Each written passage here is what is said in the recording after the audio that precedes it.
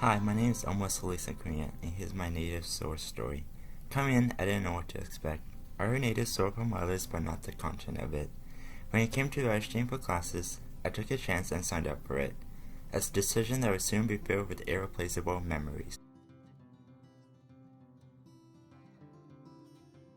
Growing up, I haven't been exposed to my mom's Mexican culture, nor my dad's Pascual culture.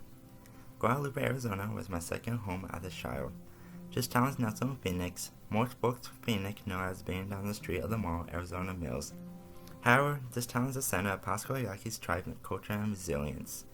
Countless memories of riding bikes in dirt lots, picking mulberries from untamed bushes, eating burnt granita mixed with cottage cheese, more importantly, hugging my Nana Vincenta as I said goodbye will forever be ingrained. I never realized that this place I call home was home to many Yaquis until coming to the University of Arizona. Through this class, I discovered more about who I am as a person and more importantly, who my classmates are. My major is biochemistry, so most of my classes are STEM, which stands for science, technology, engineering, and mathematics. Therefore, there's a lack of opportunities to get to know my classmates outside the academic world. The most personal interaction might be when we ask each other what we got on a test in hopes we will feel better about our performance. Native Student Outreach Access and Resiliency offers a rare opportunity of providing a safe community and a sense of belonging. I am grateful for my classmates and my instructors because they share their own stories, often including both the prettiest and darkest moments. As humans, we are taught not to be vulnerable with strangers. However, this class showed me that there is kindness in strangers. I am certain to say my classmates who were once strangers are a comfort. They are my second Guadalupe. This was achieved through the interactive activities Felice, Maria, and Amanda had us do. Even though I used to dread talking, especially in Zoom, I am grateful that I was pushed out of my comfort zone. Every Tuesday and Thursday provided an outlet for me for human interactions which are needed in the midst of a worldwide pandemic. When I first came to U of A, I didn't know what I wanted to do. My parents always told me to get a degree that has many job opportunities. I picked biochemistry because I thought I wanted to go to med school to make up all the sacrifices my parents made to give the children a chance to pursue higher education. However, life is a funny and unexpected story. During my countless hours of being in lab classes, I realized I don't want to go to med school and I can't spend my life working in labs like most biochemistry majors do. I always had an idea that I wanted to do something with education based on my experience as a tutor, a preceptor, and an intern for the Center of Neuroscience. After my first mentoring session, my decision was solidified. I left every meeting energized and more passionate. These meetings were essentially my energy drink for life. Every meeting was focused on getting the mentees college ready.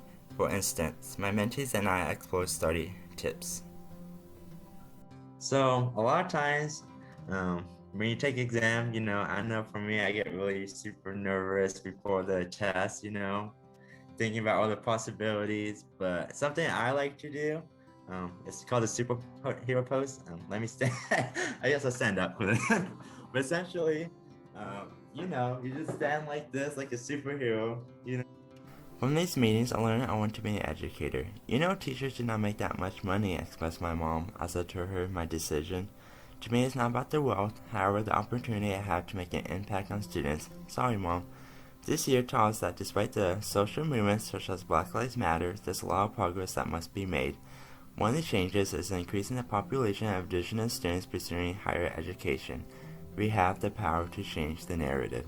My mentees are both amazing and fearless individuals. Chyla John attends Mesa High and she has many passions such as baking, K-pop, art, and most importantly, her family. Watching Chyla grow as a human being has been a pleasure. One of her goals was to be more confident, and I can say for sure she accomplished this. Most meetings, Chyla would show her beautiful paintings with great pride, beaming with happiness.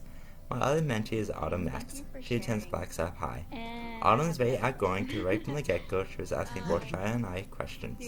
Furthermore, she's very goal-oriented because she's very budgeting before going to college internationally. I cannot wait for what my mentees accomplish because they are driven individuals. Okay. Yes. So what I learned about my mentor was that, or my mentor and also Shyla's, is that we all love Korean, like Korean shows or with something with Korean.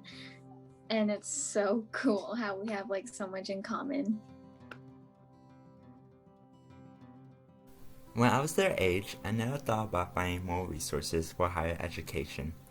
Both my mentees taught me a lot, especially dessert recipes and K-pop boy groups, but most of all, they taught me the role of a mentor. A statement that struck with me through my native SOAR experience was when Amanda said, "The role of a mentor is to build students' confidence up."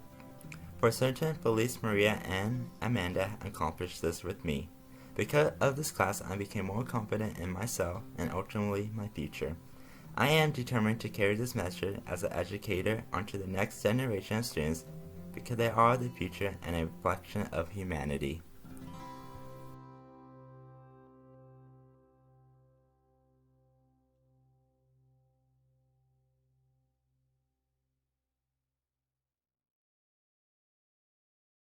And glucagon. This is the liver version of PFK2, phosphatidylcholine.